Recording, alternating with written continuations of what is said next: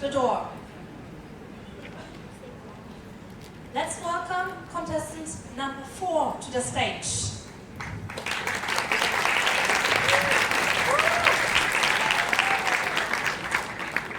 Michael Bland, Mothers and Fathers. Mothers and Fathers, Michael Bland.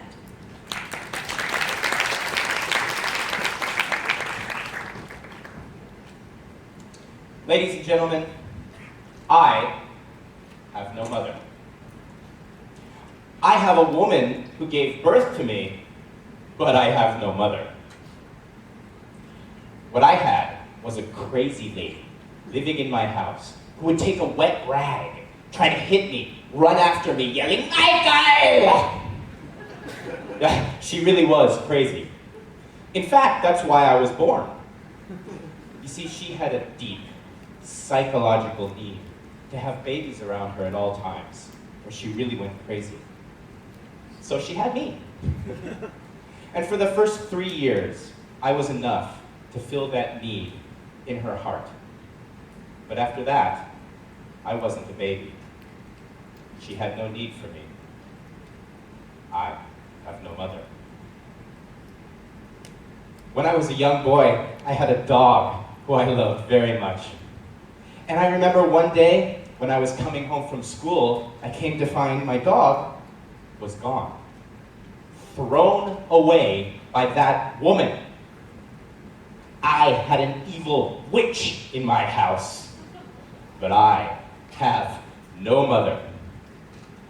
When I was 18 years old, she kicked me out of the house, and she said, "Never come back." So I never did. And our relationship faded away to nothing. And I didn't care anymore that I have no mother. Until about 20 years later, it was November 2012. I was here in China, in Shenyang conference. And I got a phone call from my sister. Mom is in the hospital. Cancer. Nothing they can do. Come home. I remember thinking at that time, I don't really care what happens to this crazy lady, but I wanted to support my family. So the next day, I was sitting on a plane in Shanghai, waiting to fly home to America. I got another phone call. It was from my brother. Mom just died. I had to sit on that plane for 12 hours, knowing in my heart that I was too late. And now truly, I have no mother. I was surprised, because this was a lady that I had cared nothing about, a crazy, evil person. And still, suddenly, I could feel she was gone. And I thought, maybe if I had made it home in time, maybe I could have held her one last time and said something to make it right. But now, any chance of that was forever gone. But people told me, Michael, you should learn from tragedy. This was a really hard lesson.